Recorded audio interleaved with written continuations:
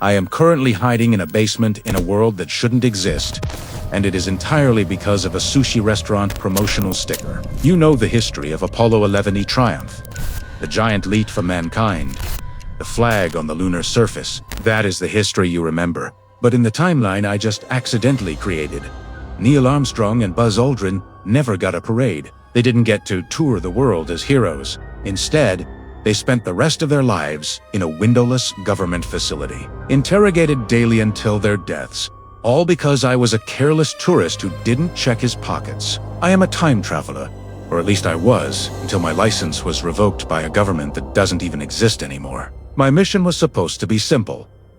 Ghost into the Kennedy Space Center in July 1969, witness the pre-launch atmosphere, and get out without leaving a trace. It was the ultimate VIP experience for bored rich kids from the future. But I got greedy. I wanted to sit in the commander's seat. I wanted to feel what Armstrong felt. And in my rush to escape before security did a final sweep, I left something behind. A small, insignificant sticker from a 2024 takeout bag that has completely rewritten the last 50 years of human history. The plan was flawless on paper. My temporal displacement suit was calibrated to perfection, rendering me invisible to the naked eye and electronic sensors of the 1960s. I bypassed the military police at the launch pad with laughable ease. The humidity of a Florida July hit me the moment I materialized near the gantry. The air was thick with salt and the faint, acrid smell of rocket fuel.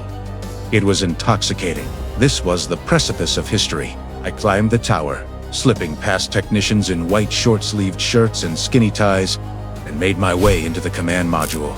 Columbia. It was smaller than the history books described, a claustrophobic cone of switches, dials, and gray metal. I sat there for a moment, imagining the roar of the Saturn V beneath me. That's when I heard the heavy clank of the elevator gate. The astronauts were arriving early. Panic surged through me. I scrambled out of the seat, my suit snagging momentarily on a protruding instrument guard. I ripped myself free and phased out of the timeline just as the hatch swung open. I thought I had made a clean getaway. I didn't realize that in my frantic exit, a sticker from my lunch earlier that day, a bright holographic decal advertising a buy one get one free offer at a cyber sushi joint had peeled off my sleeve and slapped itself squarely onto the back of the main navigation panel. The launch went perfectly. The world watched in awe as the massive rocket cleared the tower. But the timeline didn't fracture then. It fractured 3 days later, halfway to the moon. Buzz Aldrin was floating through the tunnel between the command module and the lunar lander, checking systems for the descent. He was weightless, moving with that graceful, slow-motion drift that became iconic. Then, something caught his eye. A glimmer of holographic foil reflecting the harsh sunlight streaming through the window. He frowned, pushing himself off the wall to investigate. It wasn't a loose screw or a washer. It was a sticker. He peeled it off, the modern adhesive vastly superior to anything in 1969, leaving a sticky residue on his glove. He held it up to the light, and that was the moment the world ended. He read the text over the comms loop, his voice trembling with a confusion that Mission Control had never heard before. "Houston," he said, "I'm looking at an object. It says made in China." You have to understand the context. In 1969, China was in the throes of the Cultural Revolution. They were an agrarian society, isolated technologically decades behind the United States and the Soviet Union. They didn't make high-tech polymers with holographic printing, and they certainly didn't have access to a sealed NASA spacecraft sitting atop a 360-foot rocket guarded by the US military. But it got worse. Buzz read the rest. It has a date, Houston. It says expires December 2024. And there is a square pattern, a geometric mess. The silence in Houston was absolute. I've since accessed the classified audio logs from that day. Gene Kranz, the flight director, didn't say a word for 40 seconds. The engineers looked at their telemetry, terrified. To the mindset of the Cold War, this wasn't a time travel accident. It was something far more sinister. The date, 2024, wasn't interpreted as a year. They thought it was a serial number, a coordinate, or a countdown. The Made in China text was seen as the ultimate Soviet PSAPA suggestion that the communist bloc had infiltrated the very heart of American pride. If the Chinese, backed by the Soviets, could plant a sticker inside the Apollo capsule, they could have planted a bomb. They could have planted poison gas. The mission wasn't aborted, they were too far out, but the wonder was replaced by a suffocating paranoia. The QR code was the nail in the coffin. To a computer scientist in 1969, a quick response code looks like alien language. NASA's best cryptographers were flown in by helicopter within the hour. They looked at the grainy television transmission of the square pattern and saw impossible complexity. They concluded it was a high-density storage medium, far beyond human capability. Or perhaps a targeting reticle for a space-based weapon. The CIA assumed it was a message to sleeper agents. The NSA assumed it was a Soviet flex, proving they had technology the US couldn't dream of. The landing on the moon still happened. But the words, "one small step," were spoken with a shaky voice.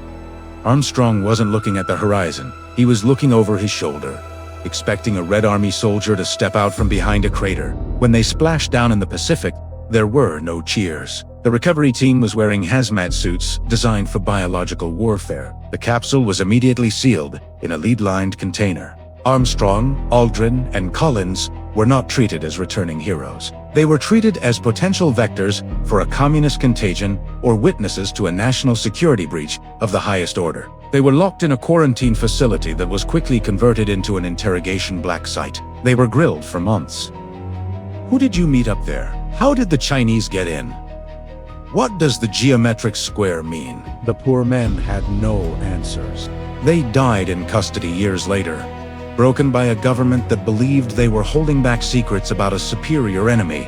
Meanwhile, the geopolitical landscape on Earth shifted violently. The United States, convinced that China possessed teleportation or stealth technology capable of bypassing any defense, went into a state of hypermilitarization. The space race stopped being about exploration and became entirely about defense. Trillions of dollars were poured into analyzing the sticker. They developed electron microscopes decades early, just to study the paper fiber. They built massive mainframes to try and decode the QR code, convinced it held the secrets to cold fusion or faster than light travel. Because of this obsession, other sciences were neglected. Medical research stalled. The internet as a tool for communication never happened. It remained a strictly military network, locked down and paranoid. I returned to my time, to 2024, expecting to find my apartment and my cat. Instead, I materialized in a bunker. The air was stale. I crept outside and saw a world dominated by brutalist architecture and propaganda screens. The Cold War never ended.